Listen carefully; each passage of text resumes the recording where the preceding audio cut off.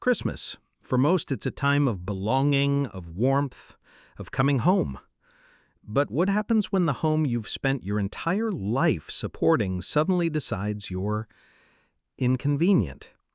This is a story about a woman who was the silent pillar of her family, the one who fixed every problem and paid every bill, and it's about the single phone call that revealed her true place in their lives.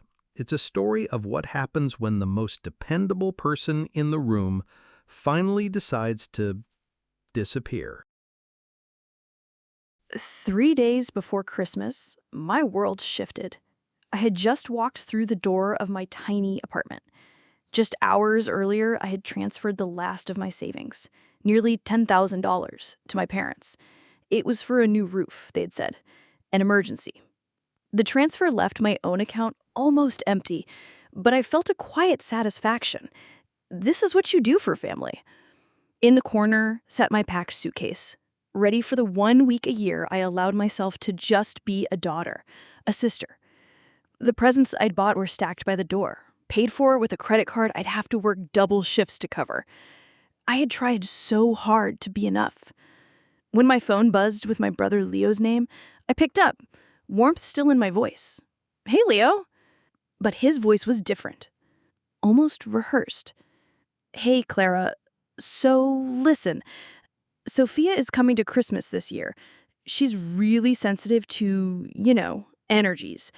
With your work at the hospital and everything, it can feel kinda heavy. I think for her sake, it might be better if you sat this one out."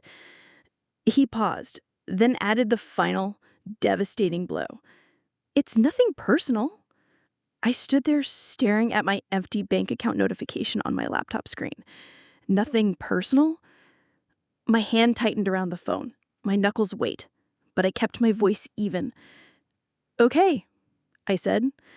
The word tasted like ash in my mouth. An hour later, my mother called. Her voice had that familiar softness she used, like wrapping a blade in velvet.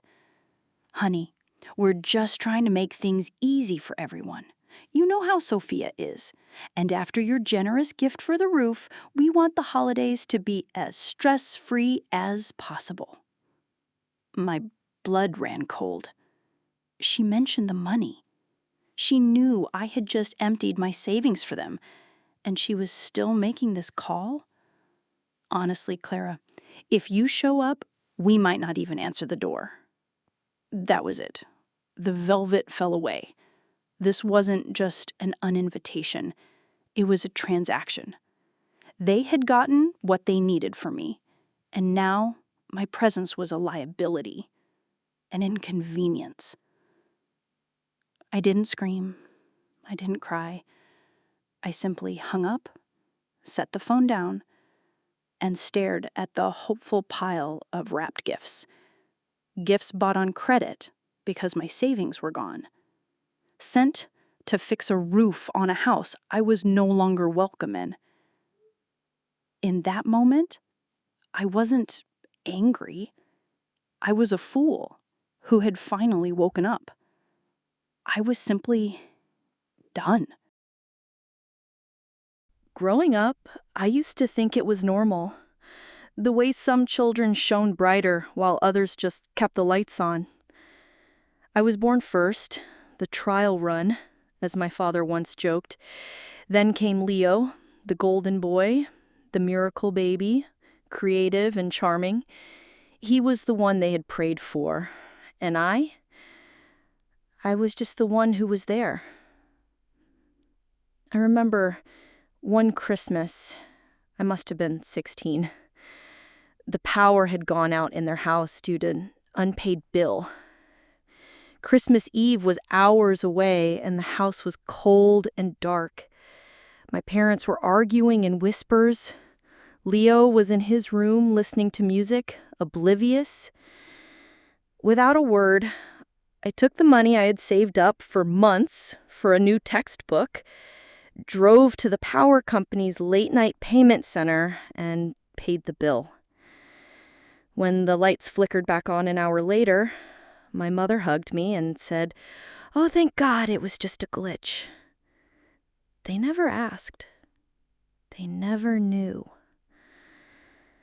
It was easier that way. My role was to be the scaffolding, holding up everyone else's dreams. Unseen, but necessary. That night, after the phone calls, as the snow began to fall, I sat in my dimly lit apartment and realized something. The scaffolding isn't supposed to bleed for the building it supports. I opened my banking app. Mortgage top-up, the $800 a month that had quietly kept their house from slipping into default for the past year? Canceled. Emergency maintenance fund, the one they called our rainy day fund, locked. Car loan assistance for Leo? Terminated. With each click, a strange lightness unfurled inside me. I wasn't angry. I was simply awake for the first time. They wouldn't notice right away. That's the thing about being the invisible scaffolding. It's only when you're gone that anyone realizes you were holding up the whole damn ceiling. The day after Christmas, the desperation started. It began with an email signed by all three of them. The next day, there was a knock on my door. It was them. My mother, my father, and Leo. A family portrait painted in desperation. I finally opened the door a crack, just enough for the cold to seep in. My mother spoke first, her voice carefully calibrated to sound gentle. "We just want to talk." I didn't move. "You said all you needed to say on the phone," I replied. That's when my father stepped forward, his tone reasonable, like he was negotiating a business deal. "Clara, don't be dramatic," he said. "Your brother is under a lot of stress. You know how much this new connection with Sophia means for his career. We're thinking about the big picture here." Leo himself then chimed in, his face a mask of wounded innocence. "Clara, please," he said, his voice soft. "Sophia is important to me. I thought you'd understand. You always understand." I looked past my parents, directly at him. "Understand what, Leo? That my presence, the heavy energy of my work as a doctor saving lives, is less important than the delicate sensibilities of your new girlfriend?" He flinched. "It's not like that." "Then what is it like?" I said, my voice sharp and clear. "Let's talk about how much you understand. Do you understand that your entire creative career was funded by my scholarships because you spent your college fund on a new car?" I turned to my father. "Let's talk about the big picture. Is the big picture the overdue power bill I paid last Christmas so your house wouldn't be dark?" I finally looked at Leo. "And you think I always understand? No. I just always paid. There's a difference." They stared at me speechless. Leo finally snapped, his weakness turning into anger. "So what? That's what family does. We help each other. You're just being selfish because of one little phone call." "It wasn't just a phone call, Leo. It was a termination notice," I replied, my voice steady. "And I accept it. The girl who used to pay for your mistakes, the girl who used to fold herself smaller and smaller to fit into the spaces you allowed, she doesn't live here anymore." I closed the door quietly, not slamming it, just closing it and locking it. On the other side, I heard their muffled voices, but I didn't listen. I walked over to my desk, opened my laptop, and for the first time in my life, I booked a ticket for myself. A ticket to a place with warm sand and a blue ocean. And as I hit confirm purchase, I didn't feel anger. I felt a deep, resonant peace. The kind of peace that only comes when you finally stop begging for a seat at a table that was never built for you. Was this an act of quiet revenge?